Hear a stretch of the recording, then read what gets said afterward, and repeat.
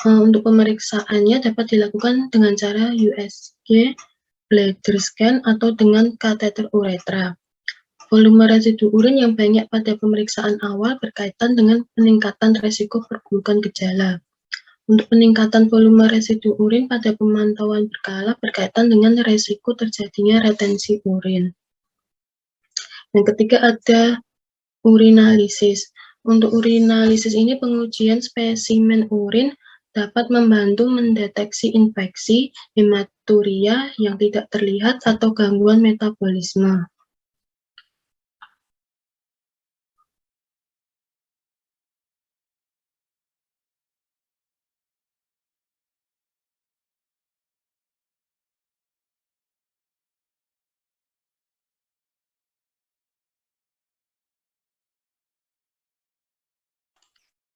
Yang selanjutnya yang keempat ada uroflometri. Uroflometri ini merupakan pemeriksaan untuk mengetahui kekencangan aliran kencing untuk mendeteksi adanya BPH atau pembesaran prostat. Yang kelima ada tes fungsi ginjal, yaitu untuk menetapkan fungsi ginjal dasar dan dapat membantu mendukung diagnosis gagal ginjal atau cedera ginjal akut. Kemudian yang terakhir ada PSA, yaitu untuk mengetahui kadarnya dapat meningkat pada berbagai kondisi seperti prostat besar, infeksi, kateterisasi, dan kanker prostat. Next.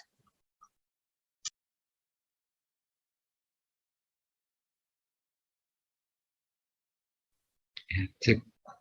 Untuk selanjutnya efek samping obat.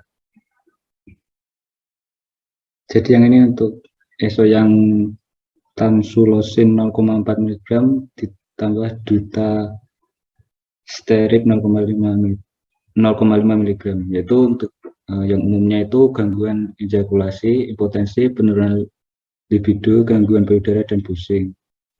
Untuk genitourinary itu nyeri testis, pembekakan testis, dan priapisme. Terus untuk psikiatrik yaitu libido menurun, suasana hati tertekan, dan insomnia. Untuk muskoskeletal yaitu nyeri punggung. Terus untuk pernapasan, rinitis, faringitis, batuk meningkat, sinusitis, dispena, dan epitaksis. Untuk gastrointestinal yaitu diare, sembelit, muntah, dan mulut kering. Untuk okuler, penglihatan kabur dan gangguan penglihatan. Untuk dermatologis yaitu ruam, urtikaria, pruritus, angioedema, desquamasi kulit, sindrom Stevens-Johnson, erythemia multiforme, dan dermatitis eksfoliatif.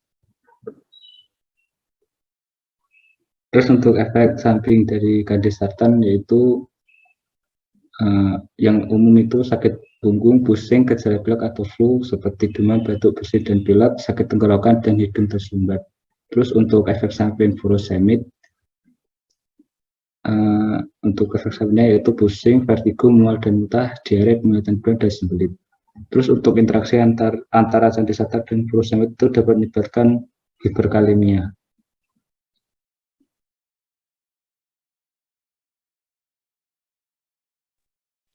Yang selanjutnya, apakah pada pasien perlu dilakukan pembedahan? Jelaskan. Jadi di sini menurut kami pada pasien itu perlu dilakukan pembedahan karena sudah termasuk di level berat. Pembedahan direkomendasikan pada pasien karena sudah mengonsumsi medikamentosa yaitu kombinasi antara obat alfa 1 blocker yaitu partially subtype dan 5A reduktase inhibitor namun tidak ada perbaikan yang signifikan. Pembedahan yang direkomendasikan itu ada TURP, HOLEP, dan Euroliv. TURP itu tindakan pembedahan pada pasien untuk menyingkirkan jaringan prostat penyebab obstruksi saluran kemih. HOLP itu jenis operasi laser yang digunakan untuk mengobati penyumbatan aliran urin akibat kondisi benign prostatic hyperplasia. Next. Oke, sekian presentasi dari kami. Apakah ada pertanyaan, masukan, tanggapan, atau yang lainnya? Baik, terima kasih kelompok 4B.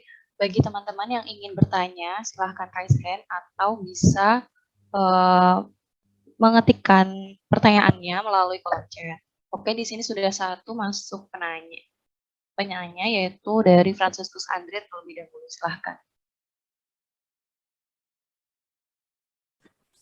Izin tanya, itu kan pasien ada riwayat pengobatannya itu menggunakan furosemid ya. Nah, itu kan obat diuretik. Itu diperbolehkan nggak sih untuk pasien BPH itu kayak untuk mengatasi hipertensi pasien tuh tetap boleh nggak pakai furosemid itu? Kalau boleh tuh kenapa, kalau nggak boleh tuh gimana? Mungkin itu dulu, terima kasih. Baik, terima kasih Franciscus Andre. Untuk pertanyaan ditampung terlebih dahulu, dilanjutkan dari kolom chat ada pertanyaan dari Amalia Sekar 607. Izin bertanya, apa yang menjadi pertimbangan kelompok 4B dalam merekomendasikan metode pembedahan yang sudah disebutkan tadi? Oke, mungkin dua pertanyaan bisa dijawab oleh kelompok 4B.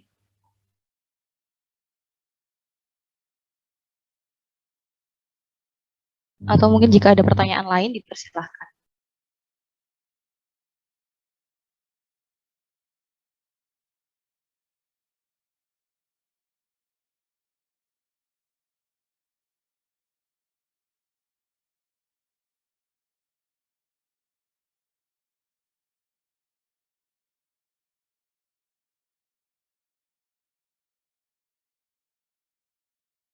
Oke, masuk satu pertanyaan lagi dari Meilat. Silahkan.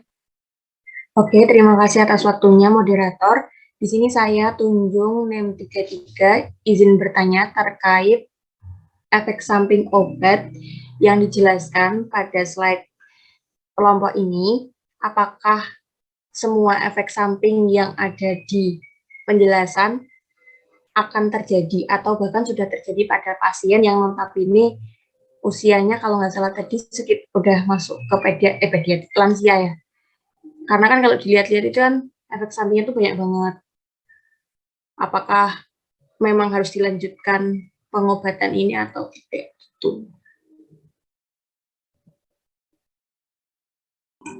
Oke, itu cukup.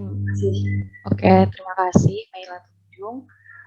Mungkin dari kelompok lain juga bisa membantu menjawab atau menambahkan penjelasan karena mengingat bahwa kasusnya sama, jadi kelompok lain dipersilahkan juga untuk menjawab.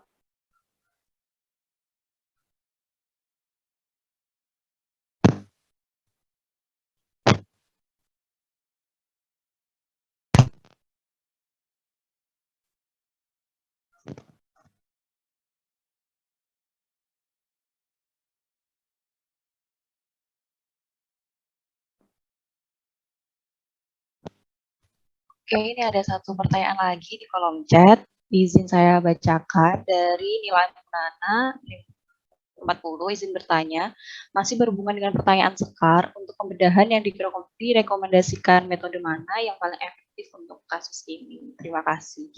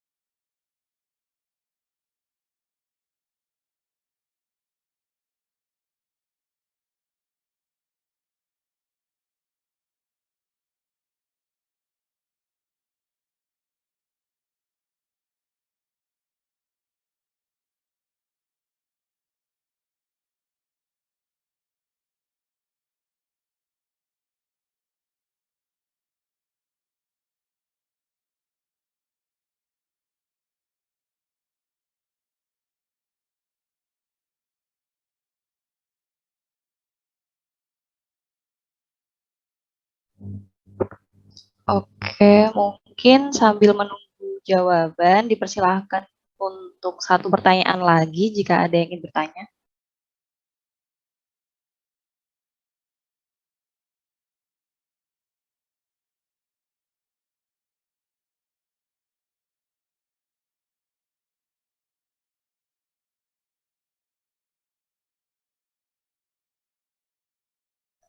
Oke, silahkan Amal.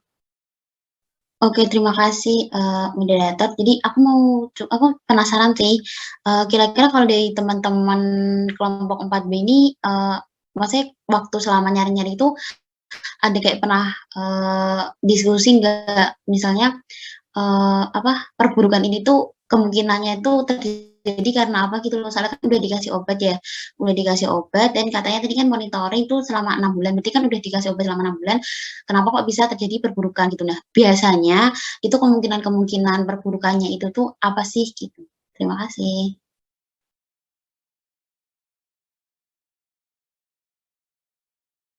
Oke, terima kasih Amal.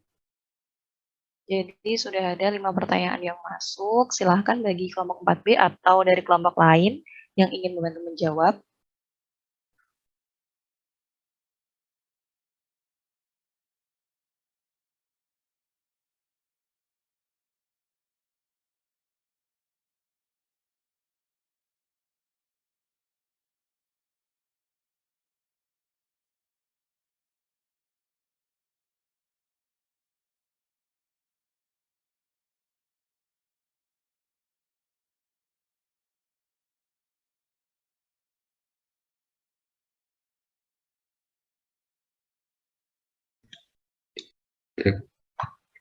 Ya, saya ingin mencoba menjawab pertanyaan dari Mbak Tunjung, yaitu efek samping yang dijelaskan apakah sudah terjadi semua. Jadi kalau menurut kelompok kami itu, ya kan efek samping obat kan bisa terjadi toh. Enggak harus semuanya terjadi dulu, tapi kan itu mungkin salah satunya tuh bisa terjadi karena mengkonsumsi obat tersebut. Ya, seperti itu dari kelompok kami. Terima kasih. Oke, terima kasih dari kelompok 4B atas jawabannya. Dari Meila Tunjung, apakah ada feedback? Oke, terima kasih moderator. Oke Mas, saya mau memberikan feedback terkait jawaban dari Mas Alim. Kan tadi dibilang kalau misalnya efek samping obat itu nggak semuanya terjadi. Nah mungkin yang saya mau tanyakan itu adalah interpretasi dari efek samping obatnya itu kepada pasien, Mas. Jadi apakah pasiennya itu bisa kemungkinan mengalami efek sampingnya itu tuh ada enggak gitu loh, Mas. Terima kasih. Oke, terima kasih Mela Tunjung atas feedbacknya. Silahkan dari kelompok 4 bisa menanggapi lagi. Atau dari kelompok lain juga boleh untuk membantu menjawab, karena kasusnya juga sama.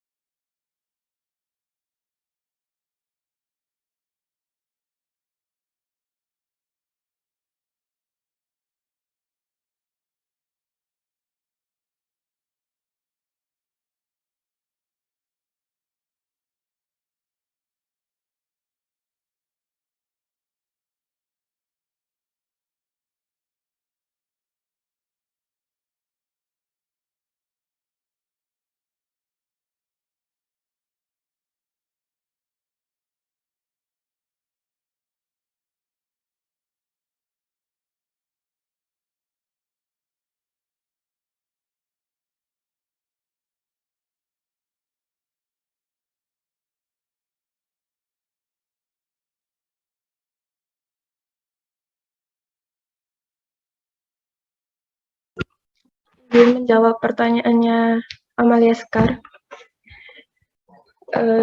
Tadi kan pertanyaannya pertimbangan untuk merekomendasikan metode pembedahan kan. Kita merekomendasikan pembedahan karena ini kan pasien sudah diberi obat ya, tapi kok skor IPSS-nya tuh masih tinggi, masih dalam kategori berat. Jadi kalau misal setelah dikasih obat itu ternyata gagal, maka bisa dilakukan pembedahan. Jadi alasan kita merekomendasikan pembedahan itu karena hal itu. Begitu. Apa ada feedback, Mbak Sekar? Oke, terima kasih Konita. Dari Amalia Sekar, apakah ada feedback?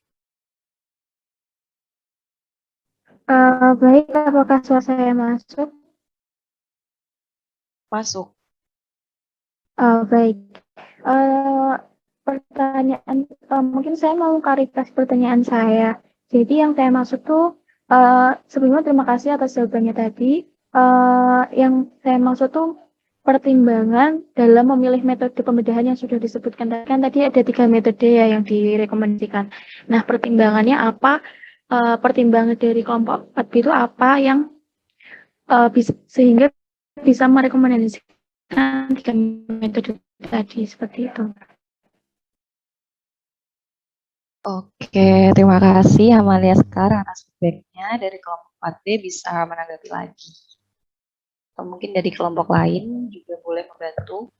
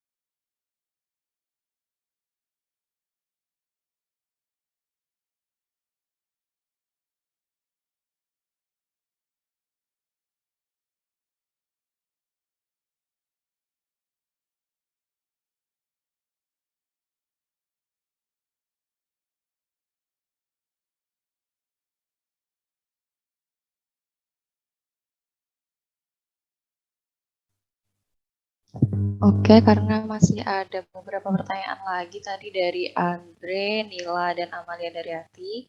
Mungkin dari kelompok lain juga bisa untuk membantu menjawab.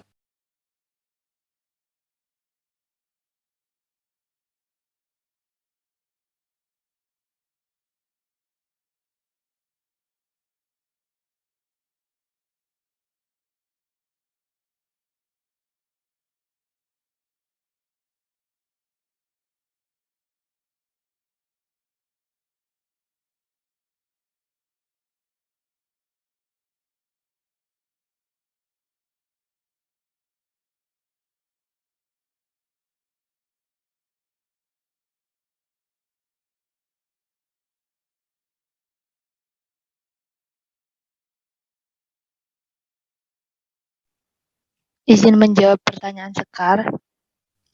Oke, silahkan Sahiro. Jadi metode pembedahan yang kami sebutkan tadi itu sebenarnya metode pembedahan yang bisa dilakukan untuk penderita BNP Mohon gitu. maaf, ini suaranya memang tidak masuk atau di saya aja ya?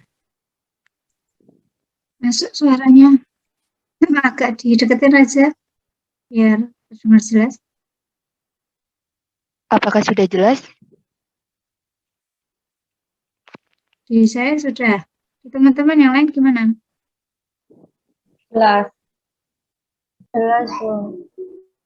Iya, jadi kalau menurut kelompok kami itu metode-metode yang kami cantumkan di PPT tadi itu sebenarnya metode pembedahan buat pasien BNP secara umum gitu. Jadi belum kita rekomendasikan yang mana.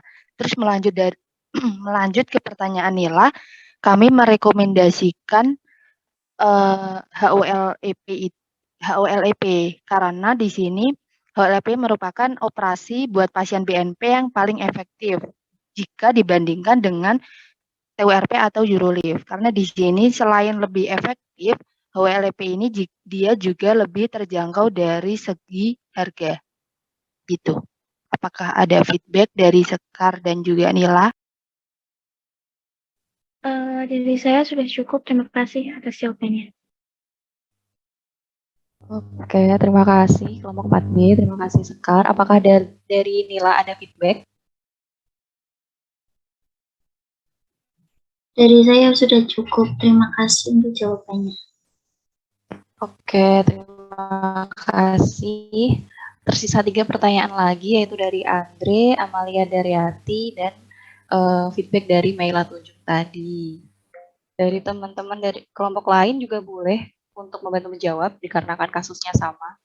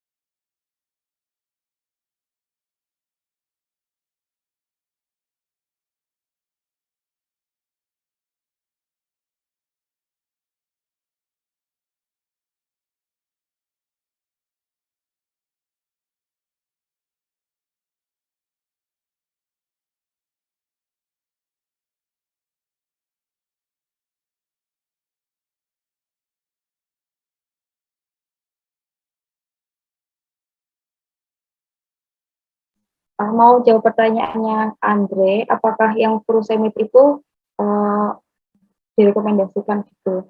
Sebenarnya di sini itu yang untuk furosemid itu kan riwayat pengobatannya gitu ya. Jadi kalau menurut kelompok kami, walaupun dari literatur yang kami baca, furosemid itu mampu apa ya kayak mengurangi risiko dari penyakit ini gitu. Tapi menurut kami itu kurang direkomendasikan karena dengan penggunaan furosemid ini malah akan memperparah gejala dari gejala yang ditimbulkan dari PPH itu sendiri gitu. Jadinya nanti bisa lebih parah gitu. Kalau menurut kelompok kami kurang direkomendasikan. Begitu Andre. Oke, terima kasih kelompok 4B. Dari kelompok lain mungkin punya pendapat lain atau dari Andre ada feedback?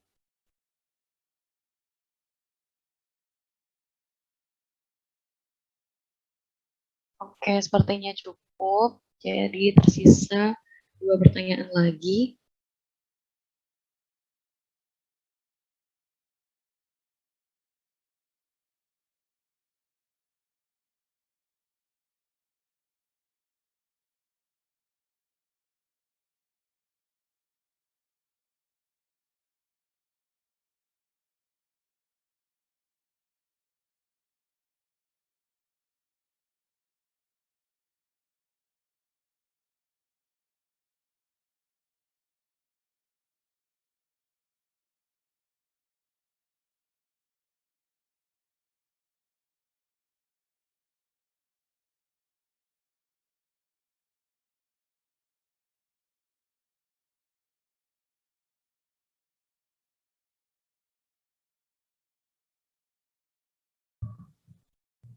Halo, Dinda. Suara saya masuk enggak ya? Masuk Nil. Ini maaf tadi saya baru kepikiran jawabannya Sahir yang terkait pemilihan metode itu kan karena tadi lebih lebih murah biayanya sama lebih efektif. Nah, itu efektifnya itu menurut kondisi pasiennya itu gimana, maksudnya alasan logisnya itu apa? Itu maaf ya tidak. Oke, terima kasih Nila. Oke, terima kasih Nila. Jadi kembali lagi ke pertanyaan tentang efektif mana dari beberapa metode pembedahan yang tadi. Jadi kelompok 4B bisa menjawab, dari kelompok lain juga boleh membantu terkait metode pembedahan mana yang paling efektif dan efektifnya itu berdasarkan apa.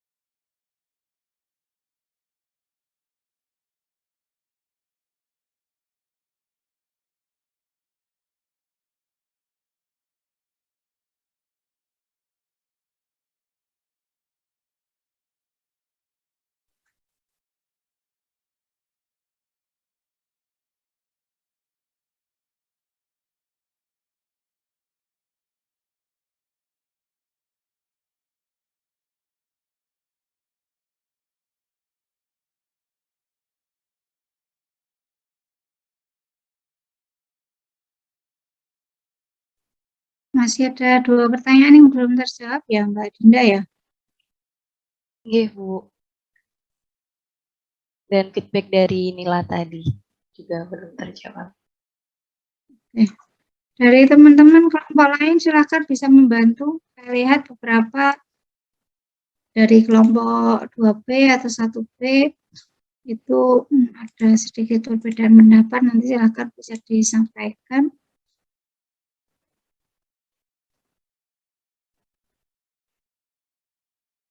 Ya, kita berdiskusi ya, bukan berarti yang presentasi saja yang boleh menjawab ya. Tapi di sini kita itu saling sharing pengetahuan, mungkin antar kelompok itu sumber acuannya berbeda, sehingga harapan saya justru itu akan memperkaya wawasan dari teman-teman saya di sini gitu ya. Nah, itu ada diskusi. Jadi ini bukan forum untuk sekedar tanya jawab, tapi ini adalah forum diskusi. Silakan dari kelompok-kelompok lain.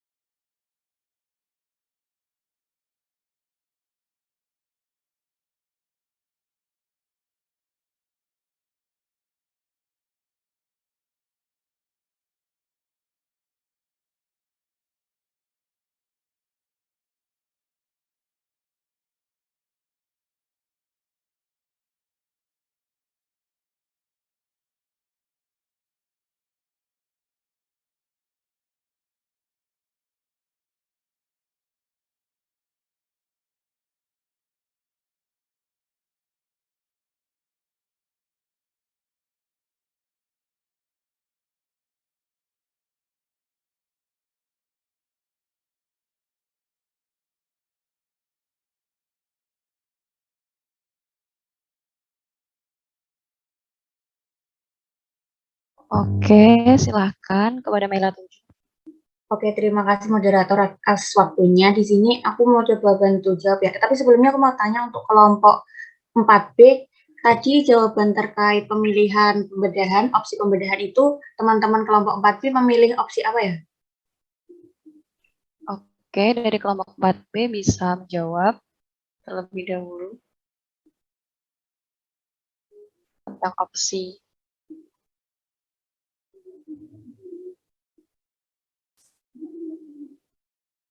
Bisa langsung interaktif saja supaya mempersingkat waktu. Boleh, oke.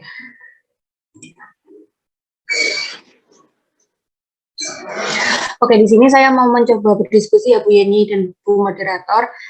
Saya setuju terkait pembedahan, opsi pembedahan yang dilakukan oleh kelompok 4B, yakni memilih whole lab, karena di sini whole lab sendiri kan menggunakan laser, sementara pasien kita itu kan udah ibarat katanya udah sepuh, sekitar 78 tahun ya, karena biasanya itu untuk pembedahan itu lebih besar dari 70 tahun.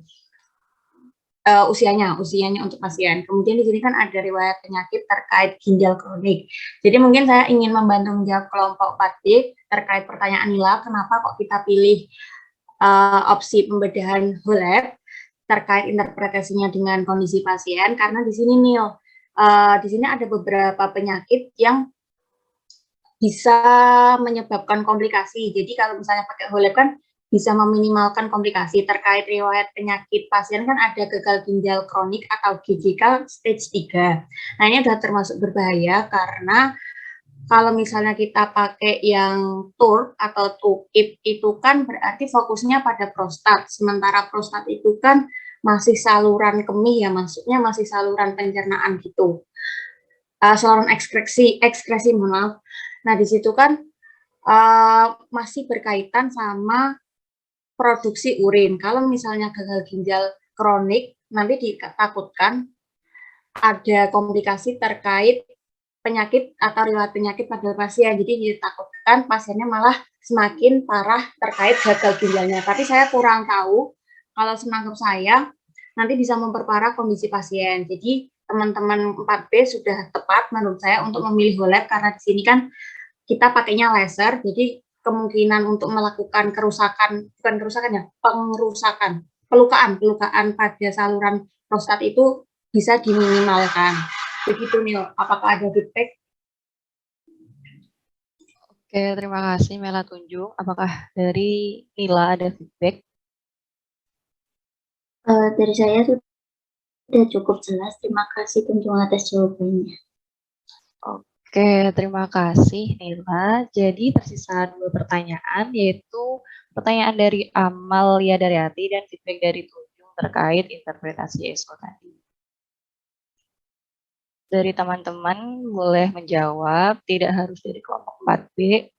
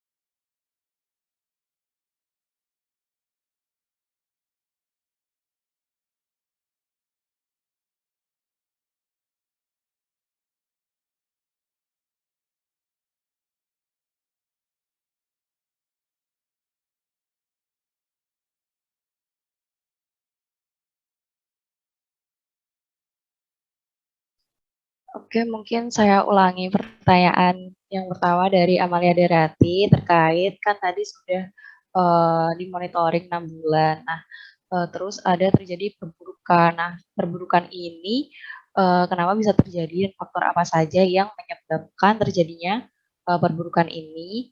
Lalu feedback dari Meila Tunjung terkait interpretasi ESO, efek samping obat yang tadi dijabarkan itu, apakah sudah relate dengan pasien pada kasus ini?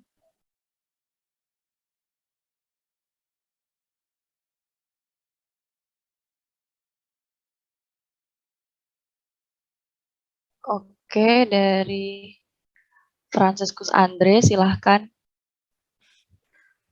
Mau coba menjawab feedback dari Tunjung terkait efek samping obat untuk misalnya yang Kandesartan sama furosemid itu menurut saya tuh udah relate gitu sama pasiennya karena memang Kandesartan itu kan obatnya tuh ARB gitu kan, jadi menghambat angiotensin 2 untuk berikatan dengan reseptornya. Nanti di sistem renin-angiotensin aldosteronnya itu tuh berpengaruh gitu, kayak misalnya menghambat pembentukan aldosteron, menghambat retensi kayak air, terus memengaruhi sekresi hormon ADH gitu. Jadi makanya bisa timbul kayak efek samping kayak sakit tenggorokan, gejala seperti pilek itu memang bisa ada. Terus untuk furosemid juga misalnya sembelit diare gitu juga bisa ada karena itu kan obat diuretik gitu kan, bisa menyebabkan retensi cairan gitu. Terus sama yang efek samping yang sebelumnya tuh yang obat apa tadi ya?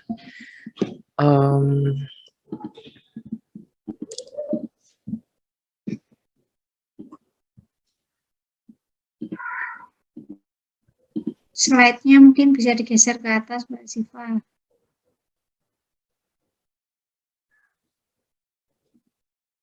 Untuk yang tamsulosin itu mungkin kayak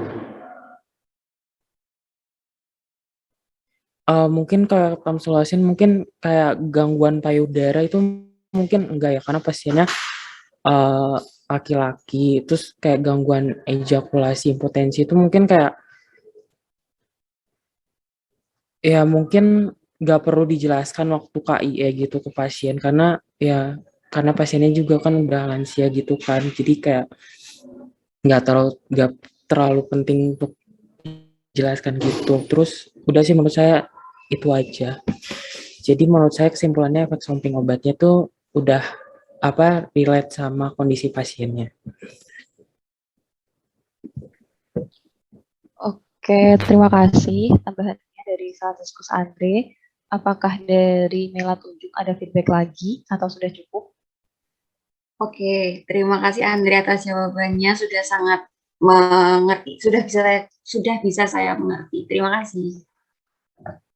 Oke, terima kasih Mela Tunjung. Tersisa satu pertanyaan lagi, yaitu dari Amalia Daryati terkait monitoring. Tadi sudah dimonitoring 6 bulan, lalu masih terjadi perburukan. Nah, perburukan ini terjadi karena faktor apa saja? Gitu.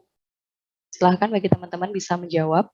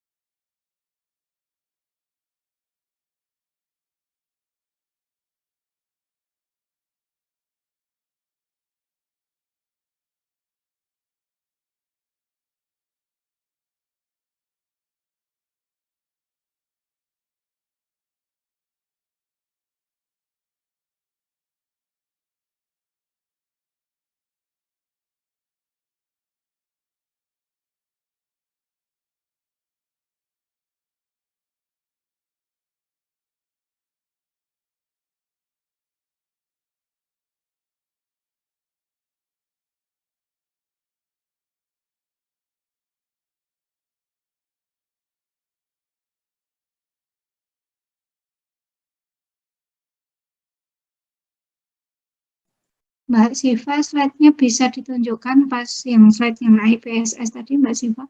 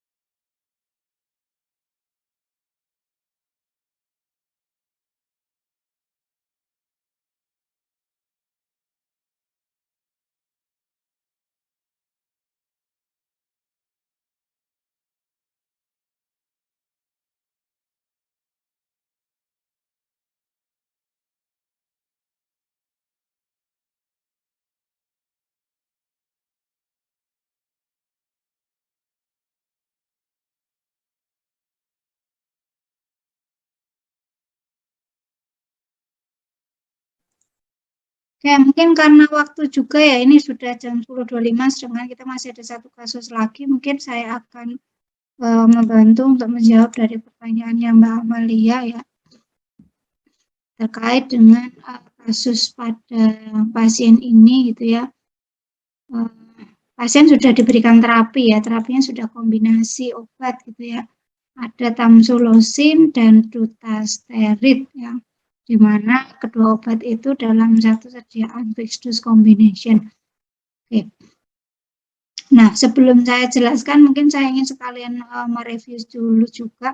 Untuk tamsulosin sendiri, dia termasuk obat golongan apa ini? Yang tahu?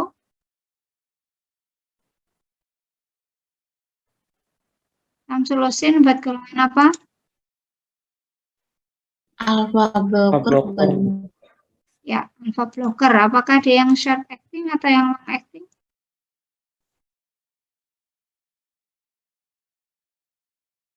Atau yang parsial atau yang non selektif? Yang parsial selektif. Ya, yang parsial selektif ya.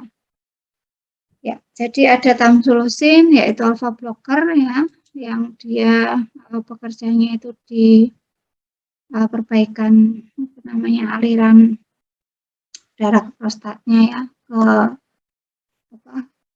penurunan relaksasi artikulasinya juga. Kemudian juga ada kombinasi dengan dutasterid, itu dia termasuk golongan apa?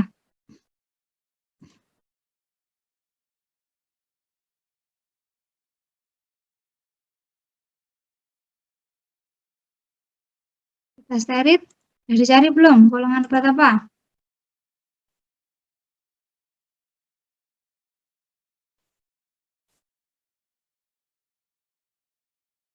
Halo? Yang presentasi masa nggak cari obatnya, ini obat apa sih, pasien itu dapatnya obat apa sih gitu? 5 alfa reduktase inhibitor, Bu. Ya, 5 alfa reduktase inhibitor ya. Jadi dia adalah kenapa dikombinasikan, karena memiliki efek yang sinergis ya, yang tujuannya adalah untuk mengurangi volume dari prostat gitu ya. Tetapi pada pasien ini faktor-faktor apa saja yang dapat meningkatkan perburukan atau prognosisnya menjadi buruk dari pasien ini? Yang pertama adalah dia usia ya. Usianya sudah 78 tahun ya. Karena prostat itu dia semakin meningkat usianya, maka resiko untuk pembesaran prostatnya akan semakin meningkat. Kemudian yang kedua, pasiennya tekanan darahnya terkontrol atau tidak? Tidak, Bu. Kontrol nggak ini tekanan darah pasien? Mboten, Bu. Tidak terkontrol ya, 160/100 mm Hg, ya hipertensi stage 2 itu ya.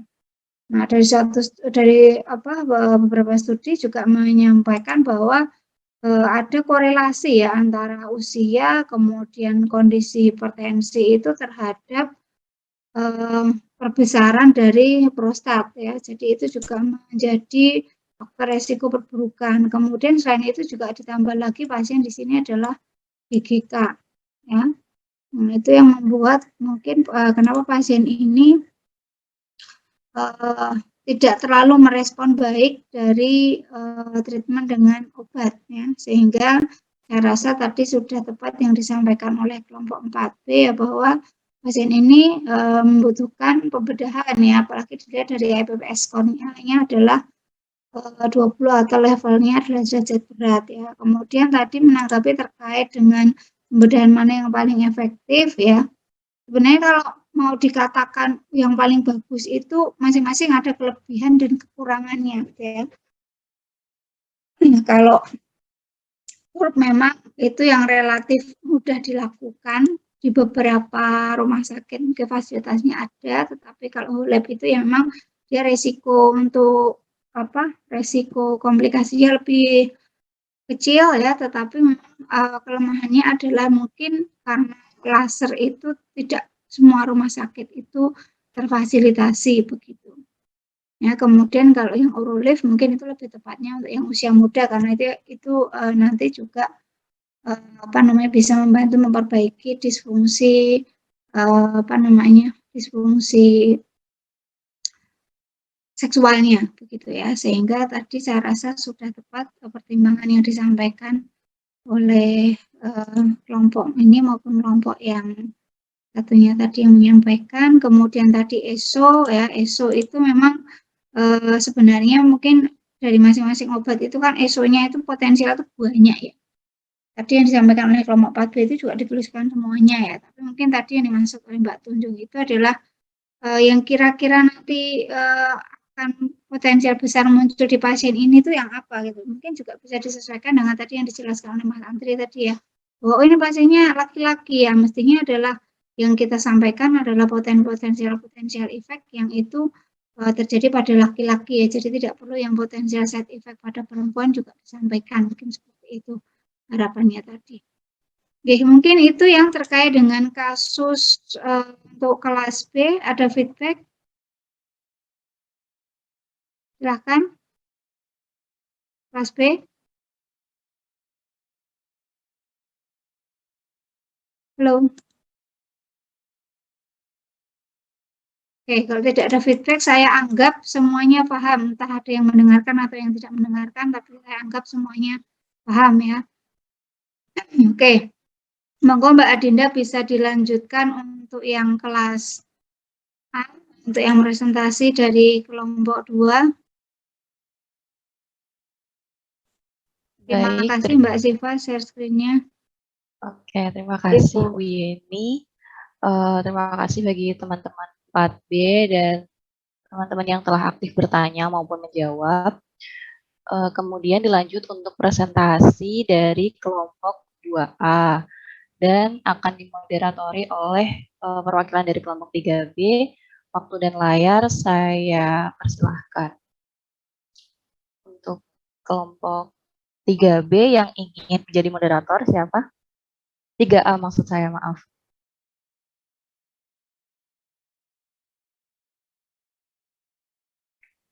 Untuk kelompok 2A bisa mempersiapkan untuk share screen. Yang mau share screen siapa ini 2A? Saya Bu Aslifa.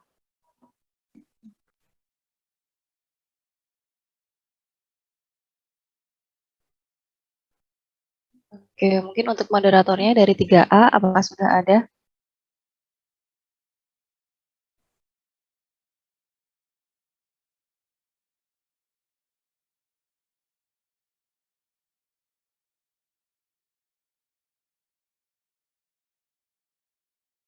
Dilanjutkan Mbak Dinda aja, nggak apa-apa Mbak Dinda.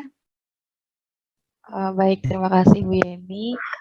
Izin saya untuk memoderatori lagi. Bagi kelompok 2A, dipersilakan untuk presentasi, waktunya 15 menit. Dari pembicara pertama mulai berbicara. Silahkan kelompok 2A. Baik, Assalamualaikum warahmatullahi wabarakatuh. Di sini kami dari kelompok 2A akan mempresentasikan hasil dari diskusi kelompok kami.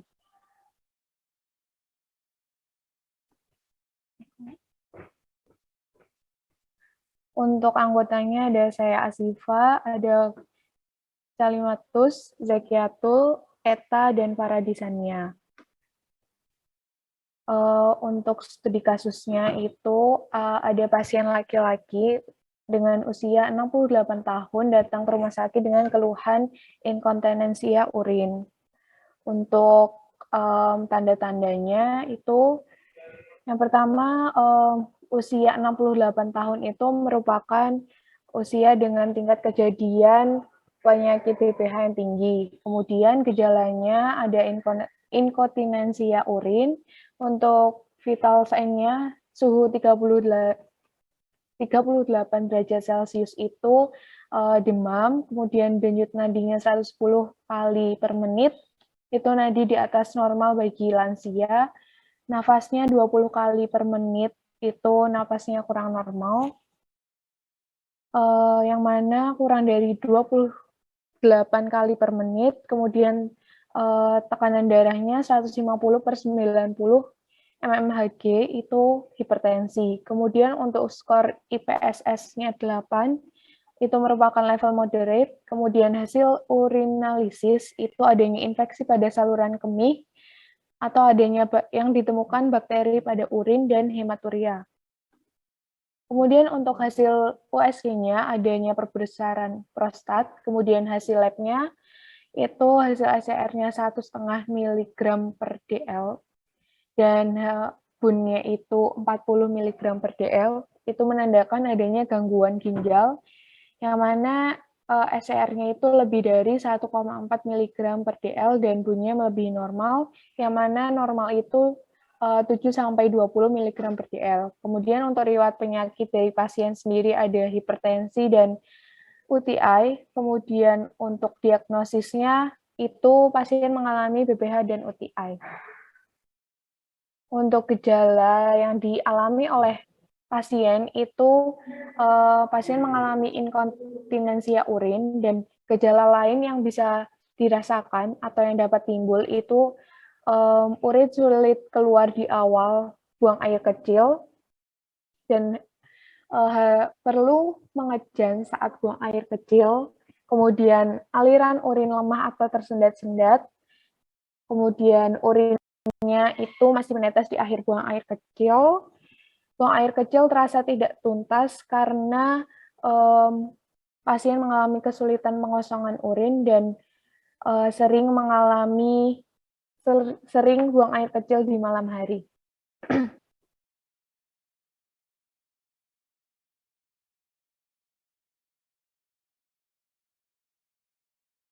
Untuk yang selanjutnya, kaitan BPH dan UTI dapat dilanjutkan oleh teman saya.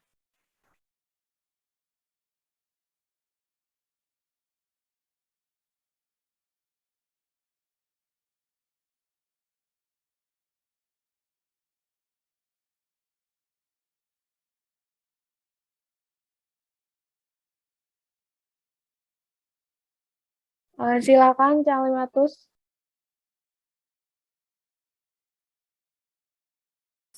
Lalu selanjutnya di sini untuk kaitan BPH dan UTI.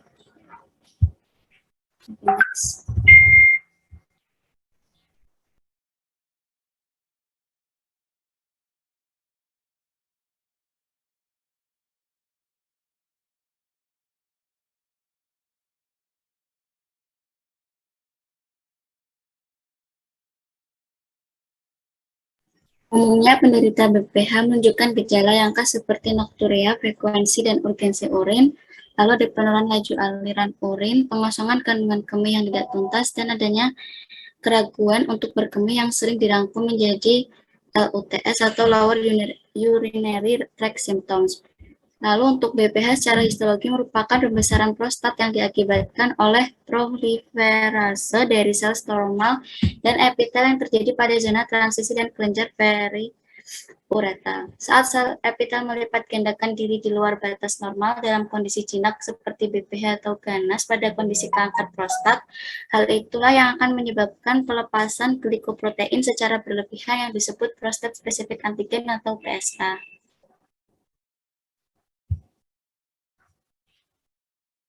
Lalu PSA kemudian akan mengalami difusi ke dalam jaringan sirkulasi di sekitar epitel dan akhirnya akan menyebabkan peningkatan kadar PSA dalam darah. Lalu penyakit BPH yang tidak ditangani dapat menyebabkan berbagai komplikasi diantaranya seperti infeksi saluran kencing. ISK ini juga merupakan faktor pencetus dari pembesaran prostat jinak, peradangan sel epitel prostat yang akan menyebabkan disrupsi sel epitel prostat dan akhirnya akan memaksa PSA untuk berdifusi pada jaringan sirkulasi darah sekitar. Lalu ISK juga dapat menyebabkan peningkatan kadar PSA karena dekatnya posisi anatomi antara saluran kemih dengan prostat. Infeksi dapat menyebabkan iritasi dan inflamasi pada sel prostat sehingga kadar PSA naik. Lalu kadar PSA yang meningkat pada pasien ISK ini mencerminkan adanya mekanisme pertahanan bawaan dari prostat.